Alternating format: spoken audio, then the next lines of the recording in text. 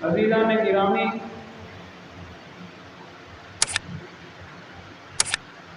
ذی الحج کا مہینہ اختتام کی طرف ہے اور اسلامی سال کا پہلا مہینہ بس آنے کو ہے۔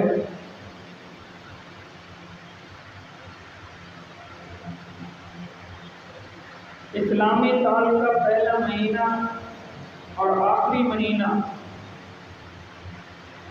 اور اس کے درمیان کے سارے مہینے مجھے اور آپ کو کچھ سکھاتے ہیں، کچھ سمجھاتے ہیں،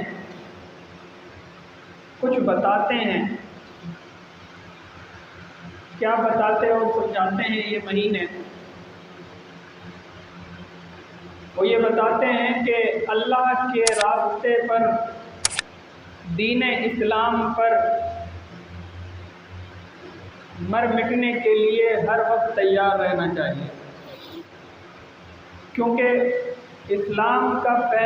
اسلامی سال کا پہلا مہینہ اور پہلے مہینے کی پہلی تاریخ، اس میں جناب عمر فاروق رضی اللہ تعالی عنہ کی شہادت ہوتی ہے، اور پھر اسی مہینے میں 10 محرم الحرام کو حضرت حسین رضی اللہ تعالی عنہ اور ان کے گھر والے شہید ہوتے ہیں۔ اسی طرح ذی الحج جو آخری مہینہ ہے، اس مہینے کے اندر حضرت عثمان رضی اللہ تعالی عنہ شہید ہوتے ہیں۔ اور یہ جو شہادت ہے یہ کیوں ہو رہی ہے؟ اسی وجہ سے کہ اسلام ہمیشہ سر بلند رہے، اللہ کا نام ہمیشہ اوپر رہے، دین اسلام کو کبھی زوال نہ آئے، اس کے لیے اگر جان بھی دینی پڑے تو وہ بھی دینے کے لیے تیار ہے۔ تو یہ پیغام ہے اس مہینوں کا جو کہ مجھے اور آپ کو مل رہا ہے۔ تو چونکہ حضرت عمر رضی اللہ تعالی عنہ کی یوم شہادت بالکل قریب ہے، تو اسی عنوان کے تحت مختصر سی بات آپ حضرات کے سامنے رکھتا ہوں۔ دعا کریں اللہ مجھے حق سچ بولنے کی توفیق عطا فرمائے، اور پھر ہمیں اصحاب رسول صلی اللہ علیہ وسلم کی گزاری ہوئی زندگی کو دیکھتے ہوئے اپنی زندگی گزارنے کی توفیق عطا فرمائے۔ حضرات صحابہ کرام نے ہمیشہ اسلام کی سربلندی کے لیے اپنے آپ کو تیار رکھا۔ حضرت عمر فاروق رضی اللہ تعالی عنہ اسلام لانے سے پہلے بڑے سخت مزاج ہوا کرتے تھے، بہت سخت دل ہوا کرتے تھے، لیکن جب اللہ نے انہیں اسلام کی توفیق عطا فرمائی، جب انہوں نے قرآن کریم کو پڑھا، تو اللہ نے اس قرآن کی برکت سے ان کے دل کو اتنا نرم کر دیا کہ پھر اسلام لانے کے بعد ان سے بڑا کوئی شفیق اور رحیم تھا نہیں۔ کفر کے لیے تو وہ ویسے ہی سخت تھے، لیکن اپنے مسلمان بہن بھائیوں کے لیے وہ اتنے نرم مزاج تھے کہ اپنے ہی کندھے پر راشن لاد کر غریبوں میں تقسیم کیا کرتے تھے۔ تو یہ رحم دلی اللہ نے حضرت عمر فاروق رضی اللہ تعالی عنہ کو کہاں سے دی؟ قرآن کے پڑھنے کی وجہ سے۔ اس لیے علماء بھی فرماتے ہیں، اور اس سے ایک چیز مجھے اور آپ کو یہ بھی ملتی ہے کہ جب انسان کثرت سے قرآن کریم کی تلاوت کرتا رہتا ہے، اور خاص طور پر سورہ طٰہٰ کی تلاوت کرتا ہے، تو اللہ جتنا بھی بڑا سخت سے سخت دل انسان ہوگا، اللہ اس کے دل کو ضرور نرم کریں گے۔ وجہ کیا ہے؟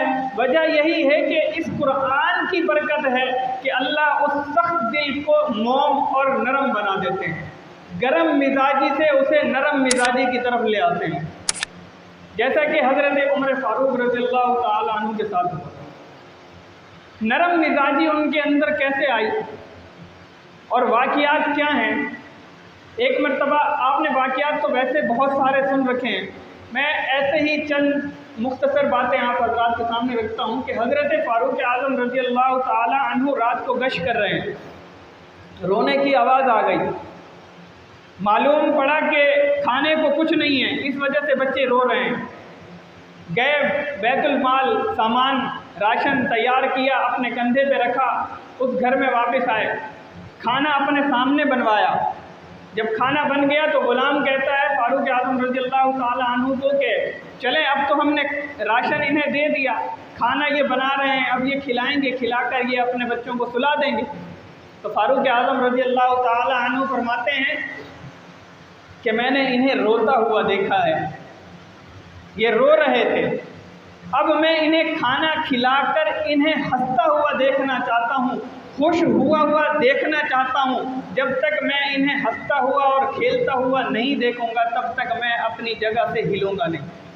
وقت کا حکمران ہے، 22,50,000 مربع میل پر حکومت کرنے والا شخص اپنے کندھے پر راشن کی بوری لاد کر غریب کے گھر پہ دے رہا ہے، اتنی نرم مزاجی کیسے آ گئی؟ قرآن کے پڑھنے کی وجہ سے، اسلام میں داخل ہونے کی وجہ سے۔ اور اسی طرح سے ایک عورت ہے حضرت خولہ بنت ثعلبہ، ان کا ایک بہت دلچسپ واقعہ ہے۔ وہ واقعہ کیا ہے کہ یہ نا اپنے گھر میں بیٹھی تھی، ان کے شوہر نے ان سے زہار کر لیا، زہار مطلب کہ ان کے شوہر نے ان کو کہا کہ تو میری ماں کی طرح ہے، یا کوئی جسم کا ایسا حصہ انہوں نے اپنی ماں کے ساتھ تشبیہ دے دی ان کے حصے کو کہ تیرا فلاں حصہ جسم کا وہ ایسا ہے جیسے کہ میری ماں کا فلاں حصہ ہے۔ چہرے کی بات کر لیں، بالوں کی بات کر لیں، ہاتھ کی بات کر لیں کہ تیرا چہرہ ایسا ہے جیسے میری ماں کا چہرہ ہے، اس طرح سے تشبیہ دی اس نے، تو زہار کر لیا اپنی بیوی سے۔ اب حضرت خولہ بنت ثعلبہ حضور صلی اللہ علیہ وسلم کے پہلے دور میں یہ تھا کہ جو بھی شخص اپنی بیوی سے زہار کرتا تھا تو وہ طلاق شمار ہوتی تھی، وہ ایسا ہوتا تھا کہ بس طلاق ہو گئی، اب یہ ایک ساتھ نہیں رہ سکتے۔ تو حضرت خولہ بنت ثعلبہ حضور صلی اللہ علیہ وسلم کے پاس تشریف لے آئیں، یا رسول اللہ صلی اللہ علیہ وسلم اس طرح ہمارے گھر میں یہ بات ہوئی ہے، اب بتائیں رہوں یا الگ ہو جاؤں؟ حضور صلی اللہ علیہ وسلم نے فرمایا کہ مجھ پر تو ابھی تک کوئی ایسا حکم آیا نہیں ہے کہ میں تمہیں کہوں کہ تم ساتھ رہو، یہ تو حکم یہ ہے کہ زہار ہو گیا تو علیحدہ ہو جاؤ۔ اب وہ واپس گئیں، محبت تھی شوہر سے، اولاد بھی تھی، چھوڑنا نہیں چاہتی تھی، دعائیں کرنا شروع کر دی، یا اللہ کوئی تو فیصلہ کر، کوئی تو فیصلہ کر۔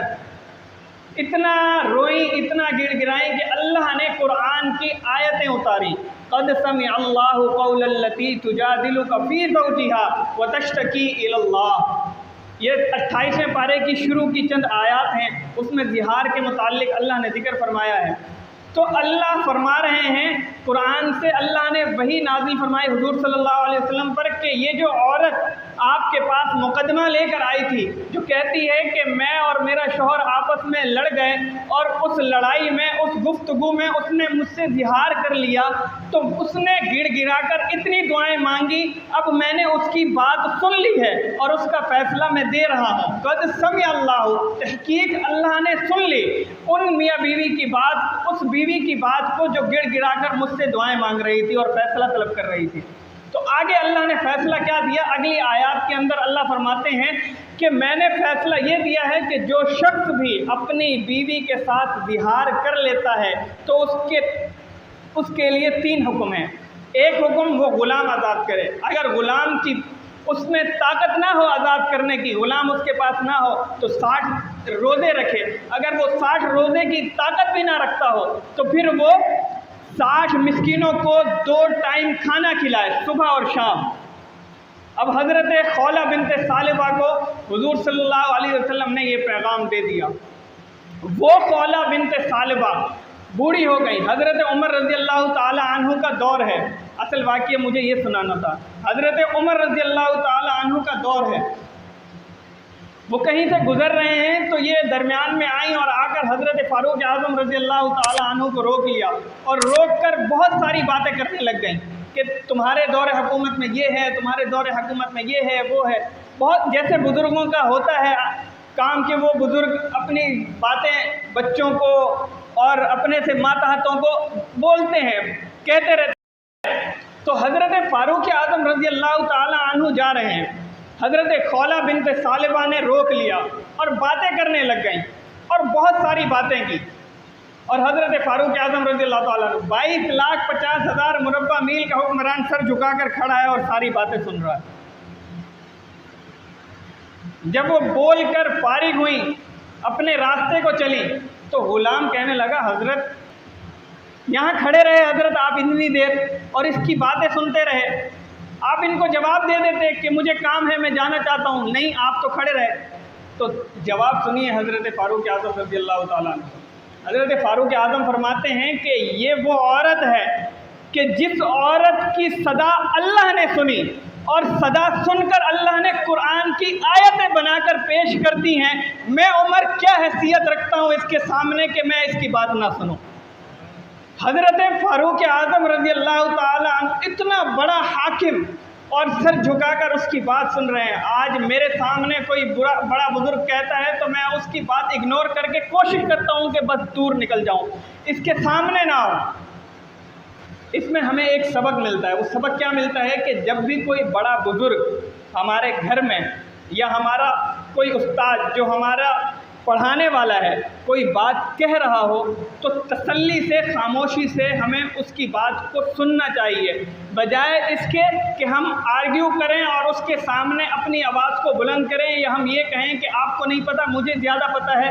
اس طرح کی باتیں نہیں کرنی چاہیے والدین کے سامنے، اپنے بزرگوں کے سامنے، اپنے اساتذہ کے سامنے. کیونکہ جب بزرگ کوئی بات کہہ رہا ہے، بھلے سے وہ صحیح کہہ رہا ہے یا غلط کہہ رہا ہے، یہ میرا اور آپ کا فرض ہے کہ اس کی بات کو تسلی سے سنیں. تسلی سے سننے کے بعد پھر اگر وہ بات ان کی غلط ہے بھی تو اسے اگنور کر دیں. اگر ان کی بات تجربے کی مجھے اور آپ کو سمجھائی اور بتائی جا رہی ہے تو مجھے اور آپ کو ان کی بات کو سن کر کچھ ان سے اخذ کرنا چاہیے، ان کی باتوں سے، کہ اس سے نتیجہ نکل کیا رہا ہے. آخر یہ اتنی باتیں اگر انہوں نے کر دی ہیں تو اس سے کیا نتیجہ نکل رہا ہے. اور بغور سننا چاہیے، اس طرح سے جھگڑا کر کے اور دھتکار کر ان کو چھوڑ نہیں دینا چاہیے. تو اس طرح نرم دلی اللہ سبحانہ و تعالی قرآن کے پڑھنے کی وجہ سے، قرآن کی برکت سے، اسلام میں آنے کی برکت سے یہ ساری نرمی اللہ سبحانہ و تعالی عطا فرما دیتے ہیں. تو حضرت فاروق اعظم رضی اللہ تعالی علماء فرماتے ہیں کہ حدیث پاک میں آتا ہے کہ حضرت عمر فاروق رضی اللہ تعالی عنہ نے اپنے دور حکومت کے اندر 70 پیوند اپنے کپڑے پر لگائے ہیں. 70 پیوند. آج میرے کپڑے کے اوپر اگر کوئی تھوڑا سا پھٹ جاتا ہے تو میں پیوند نہیں لگاتا بلکہ اسے اٹھا کر دے دیتا ہوں غریب کو کہ چلو یہ اللہ کے نام پہ دے دو، یہ غریب کو دے دیتے ہیں، یہ ہم نہیں پہنیں گے. ادھر چلیے 22 لاکھ مربع میل کہنا زبان سے بہت آسان ہے، لیکن اس پر حکومت کرنا یہ انہیں کو پتہ ہے جنہوں نے حکومت کی ہے. حضرت فاروق اعظم فرماتے ہیں کہ اگر کسی نہر کے کنارے کوئی کتا بھی پیاسا مر گیا نا، کل قیامت کے دن اس کا بھی مجھے جواب دینا پڑے گا. آج حالات دیکھیں ہمارے ملک کے، سیلابی ریلے اتنے آ چکے ہیں لیکن مجال ہے کہ کسی حکمران نے بھی کوئی کام کیا. صرف اپنی کرسی بچانے کے چکر میں لگے پڑے ہیں کہ میری کرسی بچ جائے، میں اپنے آپ کو بچا لوں، بس میں کسی طریقے سے مال کما لوں، میں کسی طریقے سے وزارت حاصل کر لوں. یہ وزارتیں کسی کام آنے والی نہیں ہیں. کام آنے والا کیا ہے کہ کس نے میری مخلوق کے ساتھ محبت کی تھی، کس نے میری مخلوق کے ساتھ اچھا سلوک کیا تھا، یہ کام آئے گا. آج سیلاب کے اندر کتنے لوگ بیچارے پریشان ہو چکے ہیں، گھر ان کے تباہ ہو چکے. ایک میں تصویر دیکھ رہا تھا، ایک ننھی سی بچی، اتنی سی بچی سیلاب کے اندر وہ بیچاری ڈوبی اور ڈوبنے کے بعد وہ مر گئی.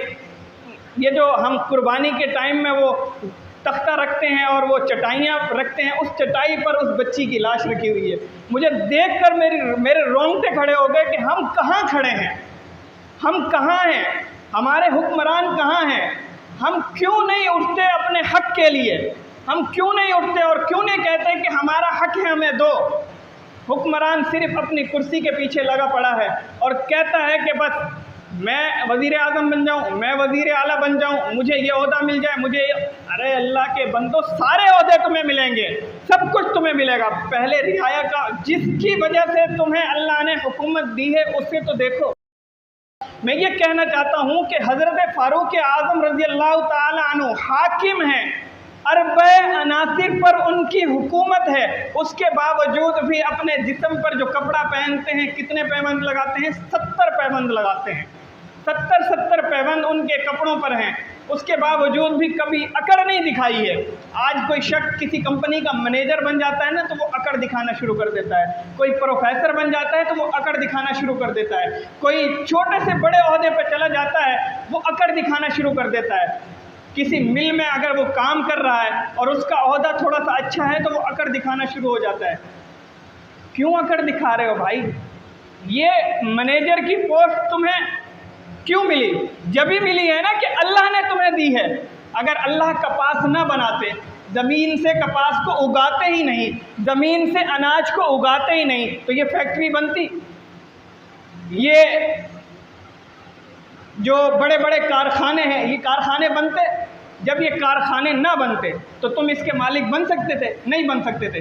تم اس کارخانے کے مینیجر بن سکتے تھے؟ نہیں بن سکتے تھے۔ اللہ نے تمہیں عہدہ دیا اور اللہ ہی تم سے وہ عہدہ چھین سکتا ہے، تو جب اللہ نے تمہیں یہ عہدہ دیا ہے تو پھر اکڑ کس بات کی ہے؟ خالق تو وہی ذات ہے، سامنے تو اسی کے آنا ہے، پیش تو اسی کے ہونا ہے، جب اسی کے سامنے جانا ہے، ہر چیز دینے کا اختیار اسی رب تعالیٰ کے ہاتھ میں ہے، تو پھر اکڑ کس بات کی ہے؟ عہدہ مل گیا تو اکڑ نہیں کرنی چاہیے، عاجزی کرنی چاہیے، انکساری کرنی چاہیے۔ دیکھیں فاروق اعظم رضی اللہ تعالیٰ عنہ کی طرف، جب کفر میں تھے تو ان سے بڑا کوئی جو ہے وہ جرت مند اور بڑا یوں سمجھ لیں سخت دل انسان نہیں تھا، لیکن جیسے ہی اسلام کی طرف آئے تو ان سے بڑا کوئی نرم دل انسان نہیں تھا۔ نرم مزاجی میں سب کو پیچھے چھوڑا انہوں نے، اور اتنی نرم مزاجی دکھائی کہ اپنے کندھے پر خود اور رات کو خود گشت کر رہے ہیں، خود اٹھ کر جا رہے ہیں اور کوڑا ہاتھ میں لے کر کہ میں دیکھوں کہاں میری رعایا جو ہے وہ تکلیف میں ہے، پریشانی میں ہے، ان کی پریشانیوں کو، ان کی تکلیفوں کو میں دور کرنے کی کوشش کروں۔ تو ایسی حکومت چاہیے، ایسے حکمران چاہیے، اور ایسے حکمران ملیں گے کب؟ جب میں خود ٹھیک ہو جاؤں گا، جب میں اپنے آپ کو ٹھیک کروں گا تو میرا حاکم جو ہوگا وہ بھی میری طرح ٹھیک آئے گا۔ جب میں اپنے آپ کو ٹھیک نہیں کروں گا تو میرا حاکم بھی ٹھیک نہیں آئے گا۔ حضرت فاروق اعظم کیوں آئے تھے؟ کیونکہ ان کی رعایا ٹھیک تھی، انہوں نے اللہ کو مانا ہوا تھا، انہوں نے اللہ کے سامنے اپنے جبین کو جھکایا ہوا تھا۔ واقعہ یاد ہوگا آپ کو، سن رکھا ہے آپ نے واقعہ۔ حضرت فاروق اعظم جا رہے ہیں، راستے میں صدا آتی ہے، ماں کہتی ہے کوئی نہیں دیکھ رہا، دودھ میں پانی کو ملا لے۔ بیٹی کہتی ہے اماں اگر کوئی دیکھ نہیں رہا، عمر نہیں دیکھ رہا نا، عمر کے لوگ نہیں دیکھ رہے نا، کیا اللہ بھی نہیں دیکھ رہا؟ اللہ تو دیکھ رہے ہیں، میں کیسے دودھ کے اندر پانی ملا لوں؟ تو وہ رعایا جس کو اللہ کا خوف تھا، اللہ کا ڈر تھا، جس کے دل کے اندر اللہ کا ڈر، اللہ کا خوف ہوگا تو حاکم پھر حضرت فاروق اعظم رضی اللہ تعالیٰ عنہ جیسے ملیں گے۔ آج میرا اور آپ کا حال یہ ہے کہ میں کاروبار جب کرنے لگتا ہوں تو پھر کاروبار شروع کرتا ہوں جھوٹ سے، میں کاروبار شروع کرتا ہوں دھوکہ دہی سے، غیبت سے، دوسروں پر تان و تشنیع کر کے۔ اگر میرے برابر میں میرے جیسے کسی نے دکان کھول دی تو اسے چھوٹا کرنے کے لیے، اسے نیچا دکھانے کے لیے بہت ساری باتیں اس پر کسنا شروع کر دیتا ہوں کہ اس کے پاس مال غلط ہے، اس کے پاس چیزیں مہنگی ہیں، یہ بیکار چیزیں دیتا ہے، میرے پاس آؤ میں تمہیں 1 نمبر کی چیز دوں گا، اگرچہ اس کے پاس خود کے پاس 2 نمبر نہیں 4 نمبر رکھی ہے، لیکن قسم کھا کر کہتا ہے کہ میرے پاس 1 نمبر ہے، اس کے پاس مت جانا، میرے پاس آ جاؤ۔ تو یہ اس طرح کی جب میں اپنی زندگی گزار رہا ہوں تو پھر میرے اوپر جو حاکم آ رہا ہے وہ حاکم بھی پھر مجھ سے ڈبل، ٹرپل اور 4 گنا بڑا پریشان کن اور اذیت ناک انسان بیٹھے گا جس طرح سے آج مجھ پر اور آپ پر مسلط ہوئے پڑے ہیں۔ اللہ مجھے اور آپ کو اپنے آپ کو ٹھیک کرنے کی توفیق عطا فرمائے۔ جب میں ٹھیک ہو جاؤں گا تو انشاءاللہ اللہ حاکم بھی بہترین اور ایسے عظیم عطا فرمائیں گے کہ جس طرح سے آج اللہ نے طالبان کو عطا فرمائے۔ آج افغانستان کو پوری حکومت ان کی اللہ اور اللہ کے رسول کے قانون پر چل رہی ہے۔ اگر میں اور آپ ٹھیک ہو جائیں تو انشاءاللہ ہمارے پاکستان کے اندر بھی اللہ اور اللہ کے رسول صلی اللہ علیہ وسلم کے قانون کو نافذ کرنا کوئی مشکل کام نہیں ہوگا۔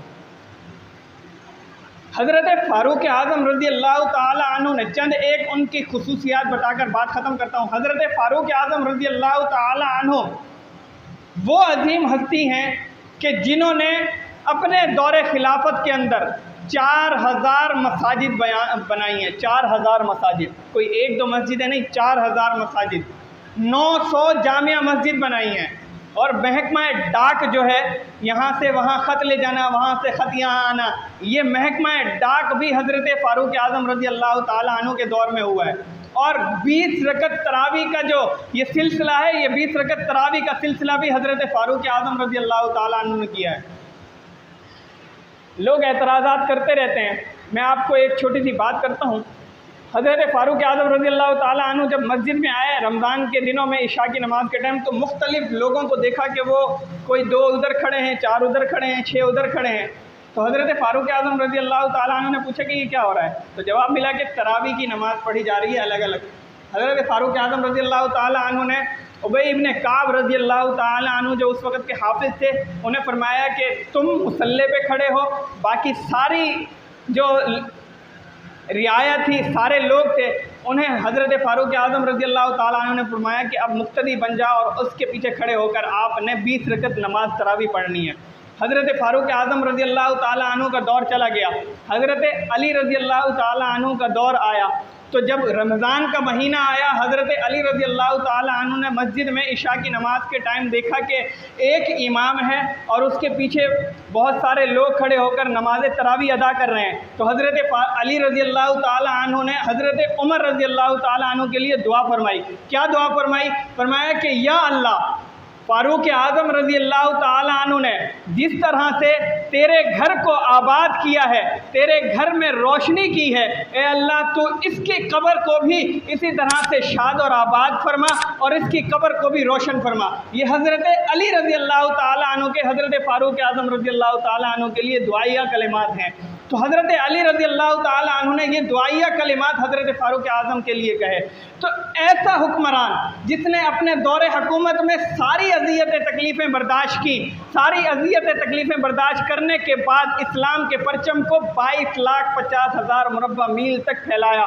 مجھے اور آپ کو چاہیے کہ میں اور آپ اپنی زندگی جو گزاریں انہی اصحابہ کرام، صحابہ رسول صلی اللہ علیہ وسلم کے نقش قدم پر گزارنے کی کوشش کریں۔ جب ان کے نقش قدم پر زندگی کو گزارنے کی کوشش کریں گے تو انشاءاللہ میں اور آپ بھی بہت آگے تک جائیں گے، اور اللہ مجھے اور آپ کو کل قیامت کے دن پھر ایسی زندگی عطا فرمائیں گے جو راحت، سکون اور اطمینان والی زندگی ہوگی، اور وہ زندگی پھر کبھی ختم ہونے والی نہ ہوگی۔ اللہ مجھے اور آپ کو سمجھ کی اور عمل کی توفیق عطا فرمائے۔ وآخر دعوانا